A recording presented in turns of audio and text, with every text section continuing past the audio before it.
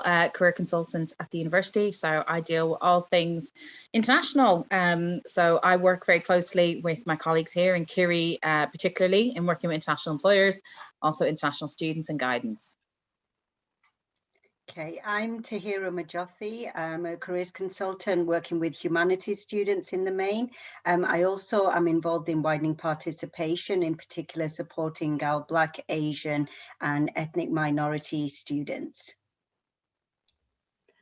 And I'm Elizabeth Wilkinson. I'm the careers consultant for postgraduates at the University of Manchester.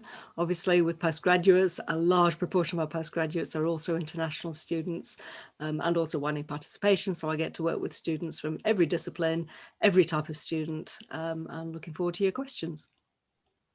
Hi, I'm Kiri. I'm not on the slides because I wasn't meant to be in this session, but I couldn't resist joining just to say hello and see how everyone is doing today. I work really closely with Nolene and with international employers, trying to generate opportunities for all of our international students who want to return back to their home countries, as well as any other students who want to access international opportunities and working abroad. Great, thank you. Just before we get started, we just wanted to point out that we're very aware that everyone's experience of accessing career support and also everyone's experience of generally recruitment processes as well can be very different. So we are aware of that and we're here to support you regardless of how you identify or who you are. And we've got lots more information on equality and diversity on our website. So feel free to go onto our website and have a look at that if you want to find out more. Okay, so what will we cover today? So we've got an hour with you today. It will be quite a fast-moving session. It will start with a short presentation from myself, probably maybe 15-20 minutes, just covering our 5 top tips to help you secure a graduate role. Then I will put you in breakout rooms with either myself or another one of my colleagues, and you'll be able to ask any questions that you have in smaller groups. Then it's back into this room here, and you can ask any of us any questions. So it's sort of just an open panel session in that sense.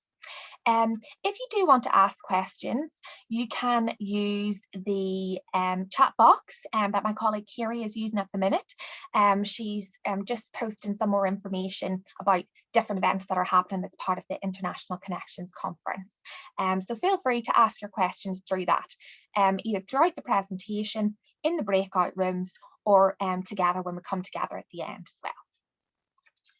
Okay, so before we get stuck into the presentation, can I ask you all to register, please? You can just scan the QR code here or enter the bit.ly link, and that's just so you have access to the slides.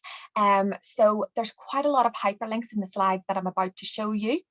So in order to get those so you can follow through with the links and visit the relevant resources, please remember to register. Actually, you know what? I put it in the chat box as well, because that might be handy, and I'll also share it again at the end. Okay, so let's get started with the first session. So 15 minutes, we'll talk about our top tips for securing a graduate job at the moment. So you see what I mean about lots and lots of links. So we know it's a really, really tough time at the minute, let alone, you know, doing your degree and studying and navigating the university experience remotely. You'll also have different challenges as well related to the pandemic or otherwise. But it's totally natural if you're just feeling really anxious or stressed or are nervous about entering the world of work. I should point out that you have access to the career service for 2 years after you graduate. So, after you finish your course. So you can continue to access all of the support and resources available, both now as a student at the University of Manchester, regardless of what year you're in. I imagine a lot of us are in our final year, but also as a recent graduate. The first thing that you can do to enhance your chances of securing a graduate job is to do your research. So I imagine that there's sort of 2 camps here. There's one where you are maybe sure of the sector that you're interested in, or the general sort of area that you want to try out after university.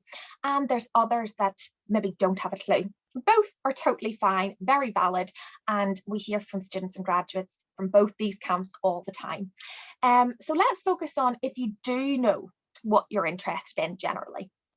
So if you know the sector that you want to work in, I would suggest using websites like the Which Career pages on our website or prospects to find out more about these sectors. And we've also got lots of advice and information on how to research specific employers and different jobs within those sectors.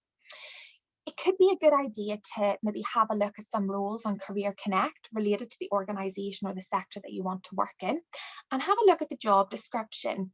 Look at not only the roles, you know, what you'll be doing day to day, but the essential skills that you'll need. And here you can think to yourself, okay, I have this skill, I have this skill, I can evidence these things, but I maybe don't have this skill, and I'll need to use the rest of my time at university and afterwards to develop that skill or acquire it. As well as looking at job descriptions, prospects have a really, really good section of job profiles, and there's hundreds of job profiles on there. They're absolutely brilliant. They give you a breakdown on sort of what the job entails, key employers, salary expectations, day-to-day responsibilities, and crucially, key skills that you'll need and experience that you'll need to get into that role. Then it's time to start networking with people in that sector or doing the job that you want to do. So we have loads of events on every week, and they're all advertised on Career Connect. And you know, there's employer events, there's alumni panels, and there's general careers fairs as well. And actually we're in the process of organising a final year event for June. It'll be a week-long event. We're just sort of ironing out the details at the moment, but make sure that you're following the career service on social media or you're reading our monthly newsletters to find out more about that. And we know that alumni are very likely, or much more likely, to help other alumni if you connect with them on LinkedIn and you ask really good questions. And there's loads of resources to help you do that. And we also have lots of events to help you do that as well. So make sure that you're on LinkedIn, and you can use it as a tool to find out, you know, to look for alumni in this area, the areas that you're interested in, and find out what they did to get them to that place. So sometimes I'll just go onto LinkedIn, find someone in a role that perhaps the student I'm talking to wants to be in, and scroll right to the bottom and find out how they started their career and what their trajectory looked like. If you're not sure about what sector suits you, don't worry. I'd say the vast majority of people are perhaps in that. This could also be related to somebody who knows exactly what sector they want to get into, but maybe it isn't hiring at the moment. And we'll cover more about that in a moment. I think self-awareness is key here. So take the time to look at your interests and your skills and your strengths, and consider how these can be related to different jobs and sectors. So we've got lots of tools on our website under the I don't know what to do pages. But Prospects Career Planner is a good place to start, where you sort of answer a quiz about your motivations and your interests, and it matches you to a couple of different potential sectors. Our transferable skills pages are good to help you think about the skills that you do have, and Profiling for Success has lots of different questionnaires to help you get thinking about what your strengths are and what energizes you and the type of work that you might enjoy. I think if you are not sure what you want to do, there's a couple of things to remember. Firstly, it's okay to try something out to see if you like it and develop skills and experience that can be transferred to different sectors. And you know, think about what you want out of the next 12 months or the next 24 months. What experience do you want to gain? What skills do you want to gain? Instead of thinking about your whole future and what career you want for your whole future. You know, graduates will change careers, not even jobs, careers, so many times during their life, a lot of them. So it's all about building a portfolio of skills and experience that you can transfer and apply to different roles. If you're really not sure where to start, maybe have a look at the different career options that you could do with your degree. A lot of organisations and roles will ask for any degree. regardless of subject, not all of them, but a good lot of them. So the chances are you could do a lot of different things. You can also read up on different sectors in our Which Career pages, and again about job profiles on prospects that I just talked about. And again, LinkedIn is a great resource, whether you know what you want to do or whether you don't. So perhaps have a look at alumni from your course on LinkedIn and see what they're doing, what sorts of sectors they're working in, and read up about them and find out more and see if this is something that you would enjoy for the next 1 to 2 years. As I said, this is a fly-through session, and there's lots more information when I send the slides, and also we have individual sessions about each of these points too. Number 2, be flexible and open-minded. So don't worry if the company that you really want to work for, or the sector that you really want to work for, isn't hiring right now, because it doesn't mean that they'll have a recruitment freeze forever. Think about instead, okay, I want to get into this sector. It's not hiring at the moment. So can I get the experience and skills I need to break into this sector by working in a related sector? So for example, if you want to work in the media or in journalism and you're not able to get in there now, think about, okay, so what skills do I need? How could I get it? You could get the skills you need through marketing, copywriting, digital comms, anything that involves sort of the communication and the interpersonal skills and the creativity that you'll need. Again, it's okay to take a short-term role to gain experience and to figure out what you want to do. And you might have previously discounted opportunities because they've been in a particular location, but now we're not sure how long working from home is here to stay, but it's likely that a lot of companies will adopt a blended approach in future, perhaps remote working and working from the office or on site. So definitely consider working from home opportunities and remote opportunities as well, and don't be confined by geographical restrictions. Remember that whatever you do after you graduate, it's what you gain, your skills, your experiences, and how you can apply these to different sectors and different jobs. So consider really the benefits of having a portfolio of experience. And remember, if your dream organisation isn't hiring, most sectors will need IT, marketing staff, HR staff, admin, finance. So concentrate less on perhaps the sector and more on the job role itself. For example, you could find a great marketing role within the construction sector. So think about the occupational area as well. Gaining experience and gaining skills. So it's not too late if you're in your final year, and it's definitely not too late if you're in your pre-final year, to boost your CV. And this in turn will enhance your employability in general, but also your confidence. So we've got a couple of essential steps for final year students from December to May and also after June. I'd encourage you to have a look at that. Check out our employability audit and think about the skills and experiences you have and the ones that you need to gain. And then get to work on developing these skills and experiences. There's lots of ways you can do that at the moment. So we've got pages to help you search for work experience, part-time work and internships. Career Connect is a great place to start, and the work experience bursary scheme is still open, and you can apply for up to £250 in funding for a particular work experience opportunity. This is only open to current students, I should add. So make the most of it if you're in university at the moment. We also have a whole page of virtual work experience programs. These are all self-paced and they're across loads of different sectors, from marketing and cybersecurity to IT and climate change. They're all with large graduate recruiters and take about 5 to 6 hours to complete, and they're all free. So you can do as many as you want, and they look great on your CV and also give you a really good talking point for interviews. My colleague Dahira has wrote a really great blog post on online volunteering and all the benefits this can bring, and samples of opportunities where you can find online volunteering roles.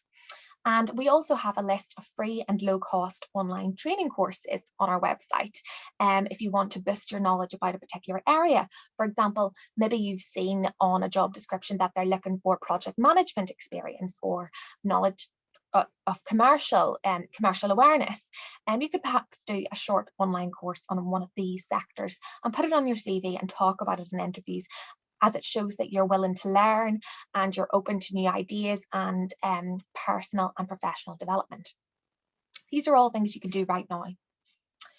4, knowing where to find graduate jobs. So that's one of the most important things in successfully getting one. So we've got a new section on our website called Job Search and Networking, and there's loads and loads of ideas of how you can find graduate jobs. Usually they fall into 2 categories. Some are advertised, and they're advertised through national graduate job search websites. We've got a list of 200 targeted graduate job search sites by sector on our graduate job search pages. We've got Career Connect, which is how you registered for this event today. Professional bodies, they sometimes advertise graduate roles within specific sectors. And of course, LinkedIn and social media is a great place to look for graduate jobs. If you have a keen idea of the sector that you're interested in or the employer, then you can go ahead and subscribe to updates from the employer website so you can find out more about their graduate schemes and graduate roles. Then there are other jobs that are called hidden jobs, and they're not advertised as widely, or maybe not even advertised at all. And this is where you can be proactive and carve out your own opportunities or find your own opportunities. Networking is really key here. We've got lots of events and resources to support you with networking if you feel a little bit nervous about it or you're not really sure how it works. So networking is basically building and expanding your network of contacts and using that network to find new opportunities for growth and personal and professional development. So you can use LinkedIn to expand your network, and we've got loads and loads of advice on how to communicate effectively and reach out and make that first jump to reach out to employers or alumni. Your digital footprint is really important. So your professional presence on social media, including your LinkedIn account, and your, for example, your Instagram or your Twitter account, if you are following organizations there.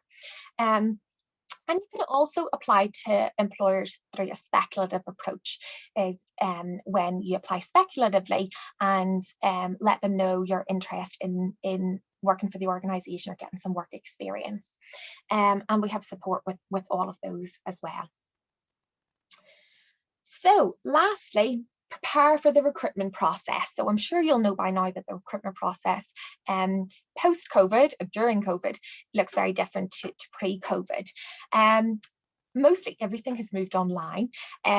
So applications were always really online, but interviews sometimes were face-to-face. There was group interviews. Assessment centres were more or less always face-to-face in large groups. Now everything's digital. So we have translated our support as well to help you navigate this sort of new digital recruitment arena. So applications, interviews and assessment centres are just some of the things that we can help you with. We've got lots of advice on our CV pages and guidelines and CV templates and sample CVs. We've also got the Career Set CV Checker, which is absolutely fantastic. You can use it to build a great sort of master CV, and it gives lots of feedback, automated feedback instantly on your CV. Try to get above a score of 70%. You can put it through the checker as many times as you want. And we also have a function on it where you can upload the job description of the role you're applying for and your CV, and it gives you feedback on how well your CV is tailored to that particular job description. So it really is great. And we offer 20-minute application advice appointments via Zoom with our application advice advisors. Interviews, again, loads of online support and resources. We've got a specific guide to help you navigate and prepare for telephone, video and online interviews.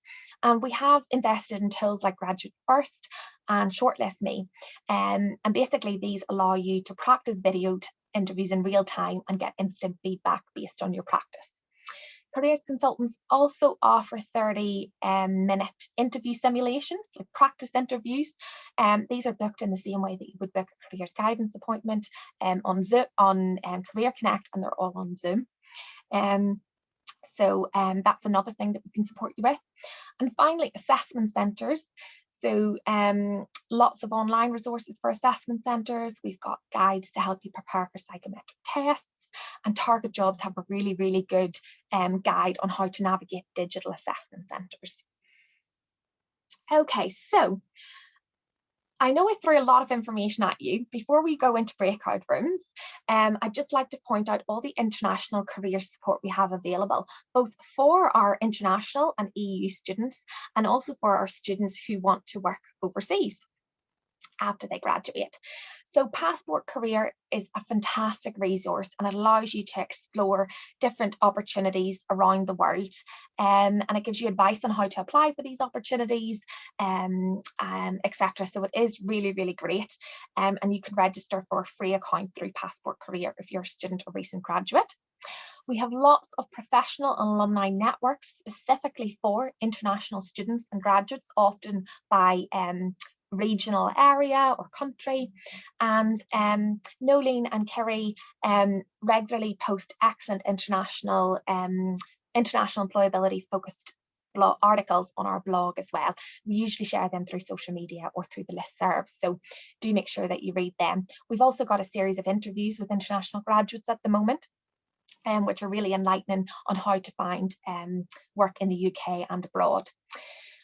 Like this International Connections Conference, we have events for international EU students and graduates, and also students who want to work overseas or not in the UK. And we also have lots of support on our website on where to look for roles overseas, and also roles in the UK as an international student after study. And of course, if you want to find out more, you can always book a careers guidance appointment with a careers consultant. Okay, so I'll just leave these up for a couple of minutes. These are mostly taken from blog posts that we have curated, but they're all from recent graduates, 2020 graduates, and this is their advice on how to find work during a pandemic. So Maya talks about the importance of going to webinars specifically for the area that you're interested in, so you can connect with like-minded people. There's tips about doing online courses to boost your employability and to give you something to talk about in interviews. And there's also information on how effective it can be to follow the organizations, the recruiters and the employers that you want to work for on social media, and the importance of work experience. And finally, Hannah reassures us that because of COVID, we may have to expand our reach a little bit and think outside the box and maybe have a couple of plan Bs and Cs, and that's okay. So now I'm going to stop sharing. I talked for a little longer than I should. So I'm going to put us in breakout rooms for about 10 minutes with a careers consultant. And then I'll bring everyone back for the last 20 minutes, and we can just answer your questions.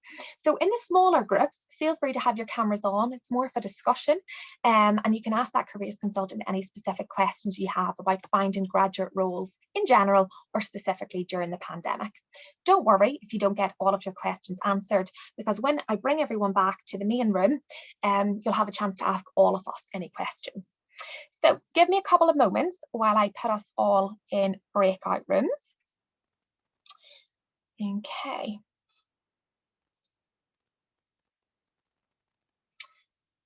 Okay, so.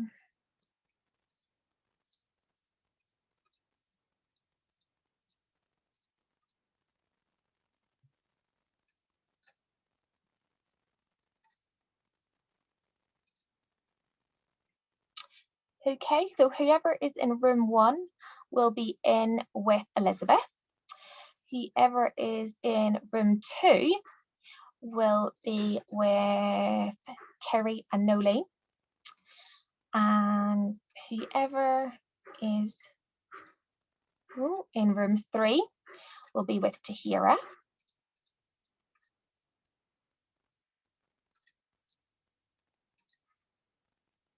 And whoever is left will be with me in the main room. Okay, so you should get a notification now to enter the room. Just if you want to pause the recording while we're in the rooms. Yes, sounds good. Jenny, could I also ask you to share the slides in the chat area afterwards? Because I think Yes, a lot of the students were after them because of the clickable links. yes. They'll all get emailed then, but I'll share them anyway. Perfect, thank you. No And worries. it's still recording for some reason. Yeah, I'm just going to wait till you're all in the room. All right, grand.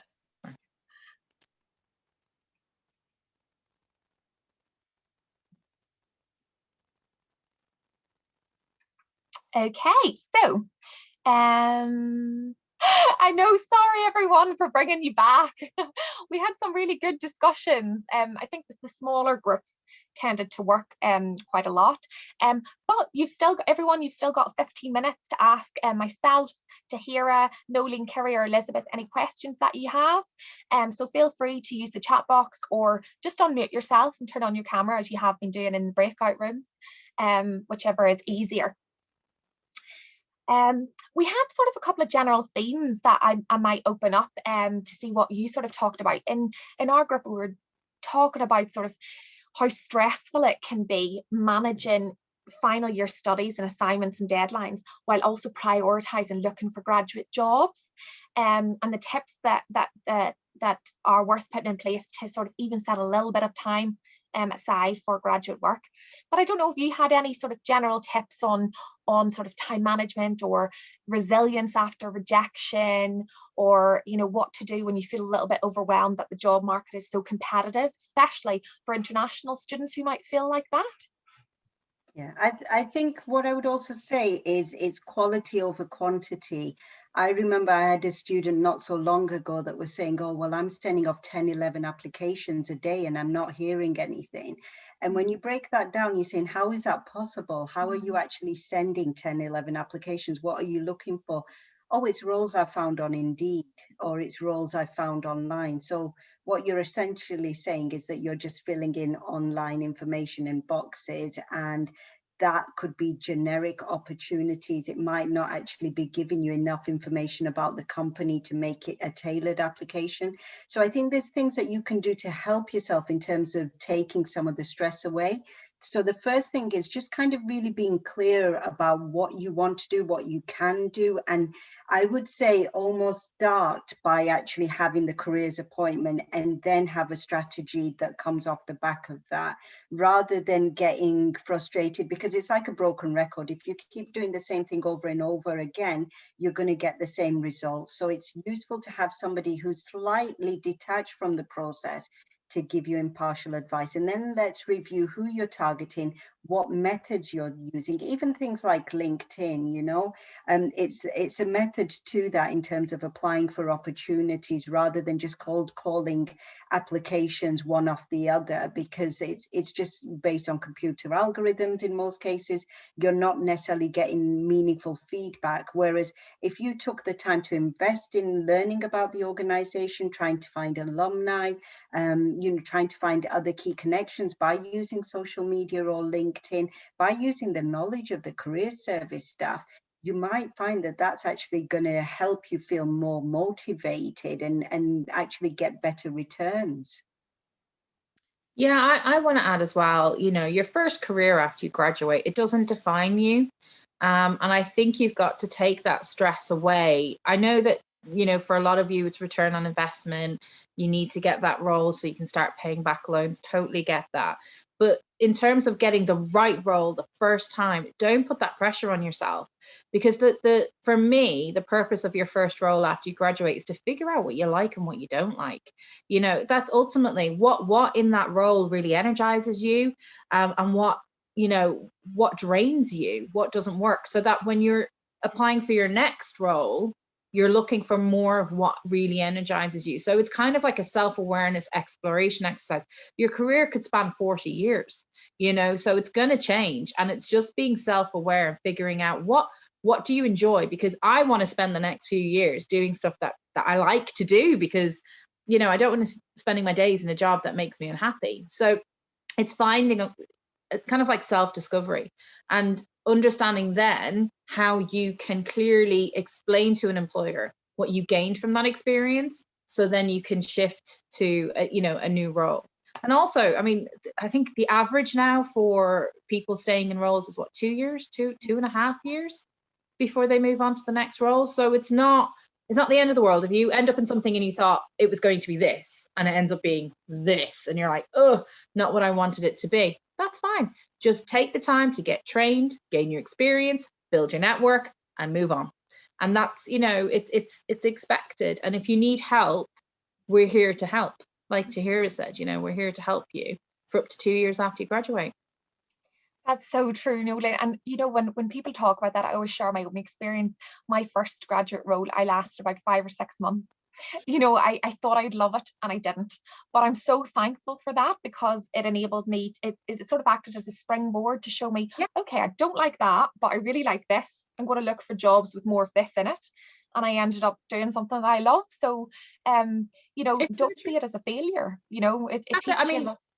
I started off as a nurse. It's nothing to do with what I do now. And but there are themes. I like helping people. So through my career, which has kind of gone like that, and I've done lots of different jobs in lots of different sectors, I've always found what I liked. And then the next role has more of what I do like. And eventually I've ended up in careers, which when I graduated, I never saw myself as a career consultant. But here I am and I love it. And, it's a journey, isn't it? And take what you can from it and enjoy it as much as you can. That's so true. And there's so many jobs that you actually don't know you exist until you're looking for them. So someone's just asked someone's asked a couple of questions. So if you've landed a job, but as an international student, your visa is about to expire in a couple of months, would you recommend getting sponsorship from the job or applying for the 2-year post-study work visa? It depends. Sorry, Nolene, I'll leave this to you. Yeah, it depends. So if your student visa is due to expire before the 1st of July, you're not eligible for the graduate route. So you would require sponsorship. If your student visa expires after the 1st of July, then you're entitled to apply for the graduate route. But again, if your plan is to stay long-term in the UK, the graduate route does not contribute to your indefinite leave to remain. That's the time you need to accumulate and work, which is 5 years, in order to then apply for, the next step, which is not a visa, but it's time to stay in the UK indefinitely. And then you can work for whoever you like. So if sponsorship is on the table, always go for the sponsorship route, first choice. If it's not on the table and the employer wants a bit of time to consider, then choose the graduate route to give you a bit of a stopgap or a bit of breathing room to be able to gain experience, show that you're a good fit, and then for the employer to pursue sponsorship. Great. Thanks, Nolene. Someone's just asked a question about career support as a graduate. You can access the career service for 2 years from the date that you complete your course. We've got another question here. Someone has volunteered to be an event planner before the pandemic, but the event was unfortunately cancelled due to lockdown. Should I still include it as a volunteer experience on my CV? No, if you've not actually undertaken any of the work, it was an opportunity that unfortunately fell through, you don't want to put that on your CV, because one, you can't sort of say what came of it. It's not really going to add anything if you were asked any questions about it. And again, this is all about trust. Your CV is about what you've done, but not what you were expecting to do or what you are expecting to do. So in applications and cover letters, if you've got something forthcoming by the time an application needs to be in, you can say, next month I've signed up for an online course, or I plan to do this, but your CV is a record of what you've actually done. And, at the times that we're in, things may fall through, but there are plenty of opportunities to kind of enhance your skill set. So basically look through our website on virtual work experience through the Bright Network and Forage. Online courses. So edX is a really good website. They do short courses, and that's great that you could say you've done a short course with Harvard, over the course of the pandemic. You could put that on your CV. So things like if you're looking for consultancy, project management roles, working in HR, for example, then doing a course about the art of persuasion, public speaking, effective communication skills are really, really useful skills to have on your CV. So think laterally, not just about what you have, but what potentially you need to have to be a success in the role that you're hoping to, you know, map out for yourself. That's great. Thank you, Tara. There's a couple of questions. We've got 5 minutes left, so we do have time for a couple of questions. And we've got 2 more here. Someone has said that due to the delays in the course because of COVID, the course end date is the 5th of October, but most of the graduate schemes require you to start work from the 1st of September. So they're automatically rejected because of the course end date. And this, they feel, restricts them from applying to a large chunk of graduate schemes. Do we have any advice? I've not come across this, I have to say. It's not something that I've been made aware of. And I think a lot of employers have adapted and been very flexible during the pandemic on, you know, because we've communicated and worked very closely with employers around any changes to course dates. I would say if you're finished your course, so the official end of a course doesn't necessarily correspond to when you've actually finished the course. So sometimes you will have submitted and everything is done beforehand.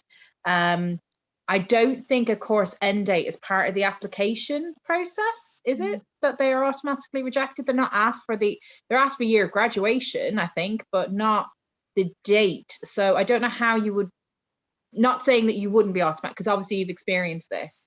But I would say if you have experienced this with maybe 1 or 2 employers, don't like kind of brand the rest of employers that way, because it's very easily done, especially when we're under a lot of stress. So I would say if you are encountering that, do contact the employer and let them know that there has been a delay, but what date you expect your coursework to be submitted and finished, and is there any flexibility with this? And also not to assume that's why you're being rejected either, because I think sometimes we can assume that we're being rejected for one reason when in fact it may be something else. So asking the employer this, but also if you're finding that this has happened multiple times, then making an appointment with the careers consultant to look at who you're applying to, how this is happening, and maybe look at your applications as well.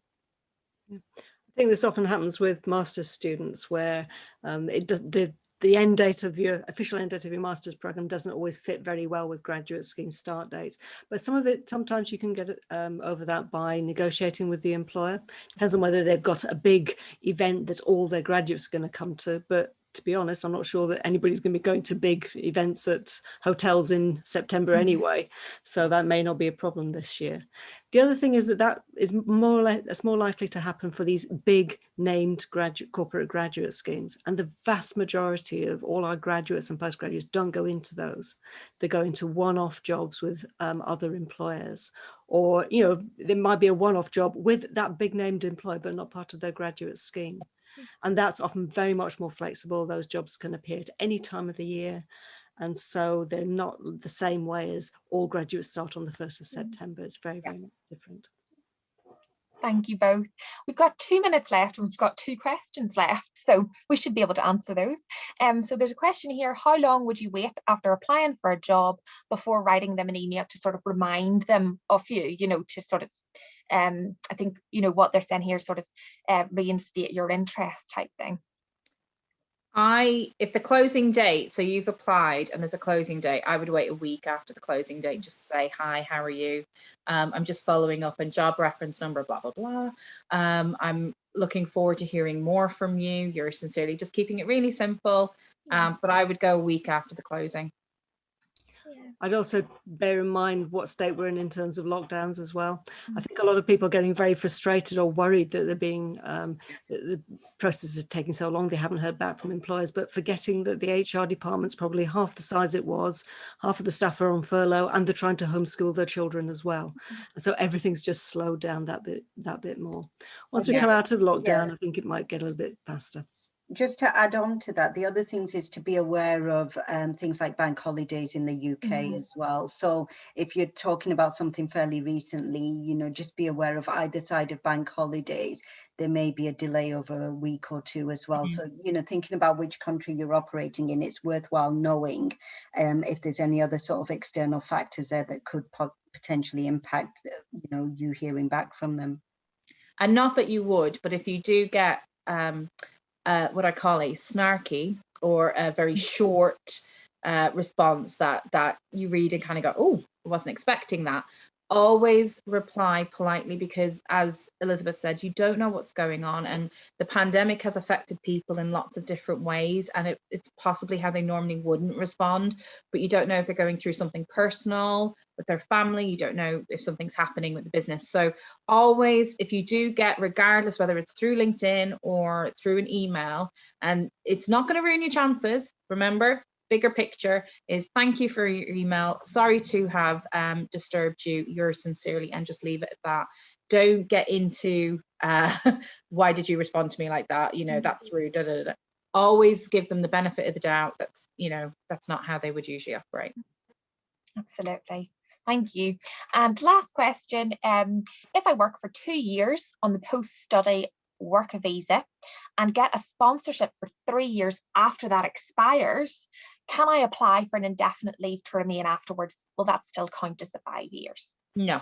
So any time spent on the graduate route does not count for your 5 years, which is why I said if there's a sponsorship option, go for it, because if your long-term plan is to stay in the UK, the graduate route is to give you a bit of breathing room, to allow you to find time to find a sponsored role, so that you're not having to work to this 6 month, if you're a postgraduate, or 3 months visa time frame. So it gives you a little bit more room, but get out of it as quickly as possible if you want to stay long-term in the UK and get a sponsor.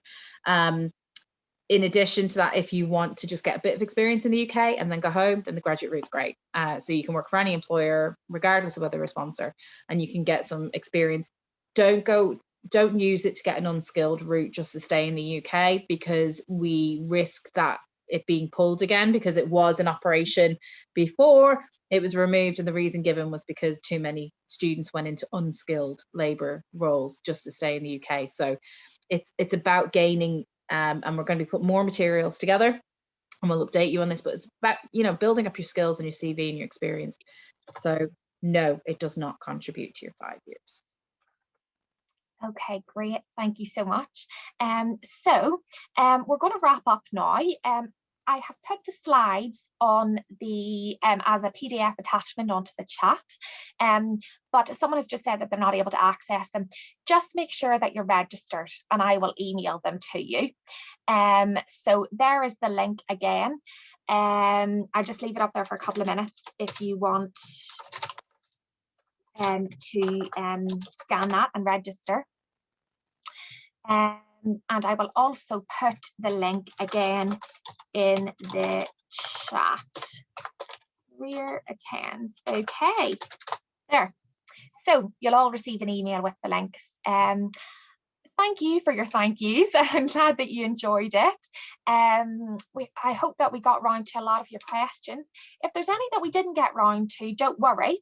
There's 2 ways that you can contact us, 2 main ways. There's lots of ways you can contact us. So there's a live web chat, which is staffed every weekday when the university is opened from 10 AM to 4 PM UK time. But you can also use Career Connect to ask us questions via the queries section as well, and we'll get back to you. Thank you for your comments. That's great. I'm so glad that you enjoyed it. And have a lovely rest of the week. Thanks, everyone. Bye.